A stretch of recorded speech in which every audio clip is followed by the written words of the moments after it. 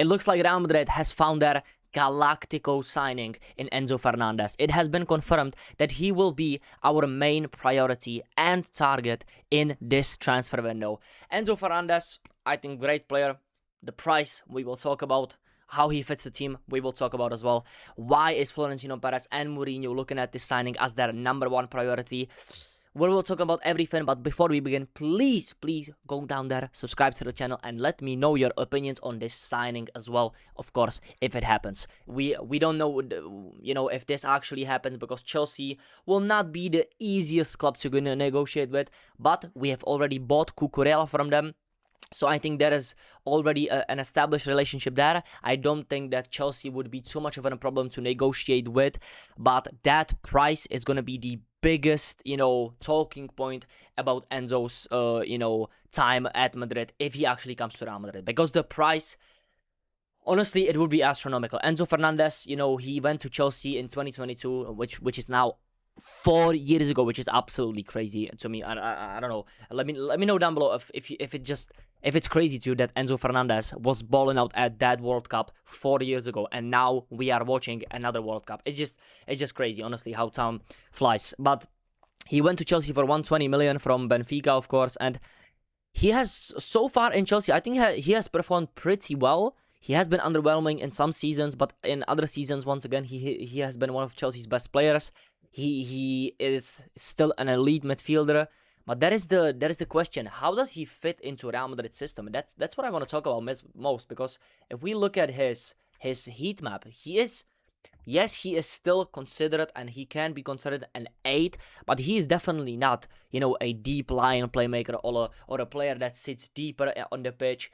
He is more of a profile that suits, the same kind of system that Arda Güler and Jude Bellingham fits. Those 8 to 10 players that can play both positions, are solid in both, but they all kind of want to be that last midfielder, that attacking one that has that final say, is on the edge of the box if the chance is missed, or is making that final pass. But I think Enzo is still a quality player, don't get me wrong. But the profile, I genuinely think there is other options on the market that we could be looking at, But I'm gonna entertain it. I'm gonna entertain the Enzo Fernandez signing, because of course there is so many rumors now that Real Madrid could open talks with Chelsea for Enzo Fernandez. The Enzo situation will be one to watch. Jose Mourinho personally mentioned Enzo in a meeting with Real Madrid. There are real contacts, and that's not it, because Enzo Fernandez also wants to leave Chelsea now and to join Real Madrid. We know that Enzo Fernandez has basically been twerking and begging to go to Madrid. They asked him in an interview like 2-3 months ago that, where would you want to live? And he said something like, yeah, Madrid would be nice to live in. And he got suspended by Leo Messi for like 2 games, and he didn't start, which is, kind of obvious that he wants to join Real Madrid. Real Madrid now plan to contact Chelsea to understand if their 140 million asking price could drop. Honestly, this is the biggest issue with this transfer. I think the profile issue is one that Jose Mourinho could be looking into, that Enzo Fernandez might play a little bit differently under Jose, or that he might want to use him a little bit differently in his midfield. And, we could be looking to sell Camavinga, Tchouaméni. There could be a huge rebuild in the midfield, but even if we sell those players, we might not even generate 140 million. And who is buying those players as well? We got to be looking at the transfer market. When are we going to be selling these players? How are they going to do in the World Cup? Camavinga isn't even in the World Cup. So we have, limited options to sell these players. And we have limited time to sell these players. Because Enzo Fernandez, if he has a great World Cup, oh my goodness. And Argentina doesn't look bad. Let me tell you something. After that Messi hat-trick and that performance from the whole team against Algeria, I know Algeria isn't the best club of all time. Sorry, the national team of all time. But Enzo can have a great World Cup. That's my issue with this. The 140 million, we are basically going to ask them if the price could be dropping. But in my opinion, it could be increasing after the World Cup, which is just crazy. And for 140 million for Enzo Fernandez, for me, is an absolute piss take. I wouldn't spend nothing over 110 million for Enzo. Honestly, guys, I don't think even his price in 2022 was fair for him, and I don't think the price is now fair for what he does on the pitch. I think for 110 million, dropping that 10 million off it, and keeping in mind that it is 4 years later down the line in the transfer window, and the inflation, the money in football right now is completely different. I think 110, maybe 120 million for Enzo is a fair price. But 140 million, you are basically saying that he's like top 5 most expensive players of all time. And in my opinion, Enzo Fernandez is not of that quality, and there is better players at Real Madrid in his position. I genuinely think Arda Güler can become better than Enzo Fernandez, and I genuinely think Jude is already better than Enzo Fernandez as an 8 or as an attacking 8, whatever you want to say. They are kind of the same. Jude is more attacking when he wants to be, but he can also do the same job as Enzo Fernandez does for Chelsea, which is my opinion. Just, I don't think we need Enzo Fernandez that much, and I know why Mourinho is looking at him, because he's an absolute dog in midfield, especially for Argentina. If we were getting that 2022, crazy running, pressing monster in midfield, Argentinian Enzo Fernandez, I'm taking him. I am taking him right now. But if we are getting that, not so mentality monster Chelsea version of Enzo Fernandez, conflicts, some weird situations in the Copa America, I don't really like Enzo Fernandez as a person as well.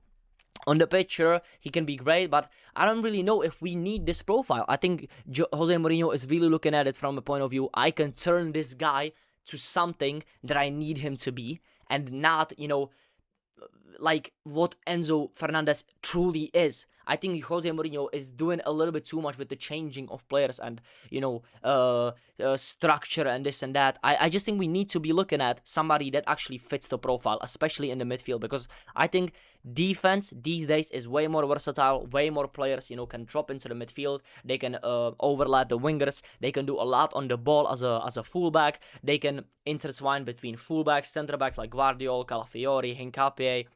Many other players do this, Van de Ven. But I just think in the midfield, you should be going for a specific profile that we actually need at Real Madrid. And I don't think that Enzo is that profile. If Jose Mourinho has something else in mind, and we could be changing system, and the system would absolutely suit Enzo Fernandez with what we already have at Real Madrid, I would be all for it. But I just don't think for 140 million, we should be taking a risk on Enzo. And if this like transfer and these discussions, rumors are all true, we should have been looking at Enzo a little bit before, don't you think? We should be betting, putting that bid in that we put in Alvarez at the same time to Enzo, because before the World Cup and this and that, I'm honestly, it is crazy, because he could be, as you can see here, on the same page as Florian Wirtz and Isaac, which, I don't know, I'm just a bit skeptical with these transfers, honestly. Sometimes it is better to be looking at somebody a little bit less expensive these days, who is maybe a little bit younger or even a little bit older, but just fits the profile a little bit more. I even think, if I'm going to be completely honest, if we just search up a guy like Buwadi and waiting a little bit, I would even be looking at this as a better transfer than Enzo, because he would cost more. Of course, this is only for the World Cup. But when I see him, I immediately know that if this guy played for Real Madrid, he would be getting shouts that he's one of the best midfielders in the world. The same goes for Angelo Stiller. Stiller for Stuttgart is exactly what Real Madrid needs in the league, in the Champions League. He's perfect for us. But once again, we are looking at it from a point of view that Enzo Fernandez can, be the Galactico. He can be the big name. He's coming from Chelsea. They bought him for 120 million. He's a World Cup star. He has performed on the biggest level. And I just think Florentino Perez is looking at this guy and he's thinking to himself, yeah, I can see the Galactico. I can see the name, I can see the shirt sales. But is he looking at it from the point of view, how is he going to fare in the dressing room? How is it going to look like between him, Vinicius, and other, players like Mbappe? I don't know if he really fits the dressing room. and he doesn't even fit the system. If, once again, Jose Mourinho, we don't know what exactly he's planning to do with the squad, but I genuinely think Jude Bellingham is a 100% guaranteed starter from what I have seen Jose Mourinho say about, Arda, Jude, and these players that we already have. I just don't think Enzo Fernandez for this kind of money is worth it. We could be looking at Adam Wharton for about 90 million as well. We could be looking at the Boadi player. The Boadi, the Moroccan player. We could be looking at Stiller. We could be looking at many other players that could be a better fit for Real Madrid and could cost less money, which I think should be a priority now. Let's be honest, guys, because we still need a center back. We don't just need a 140 million, midfielder. We still need another center back because we have only signed Konate, and that's not even a signing. That's a free transfer. I still want to see that defense be even more reinstated because already Cucurella, Konate, Dumfries, fair enough. Two backups, I would say. Maybe Konate starts some games. He's going to be fighting for his spot a lot, and I think Cucurella is going to be a starter for many games, which I think is still a good signing. But I just want one more, that solid center back, even if it's off the bench. If we are signing a backup to maybe Huijsen or I don't know, Rudiger, because he signed a new contract, of course.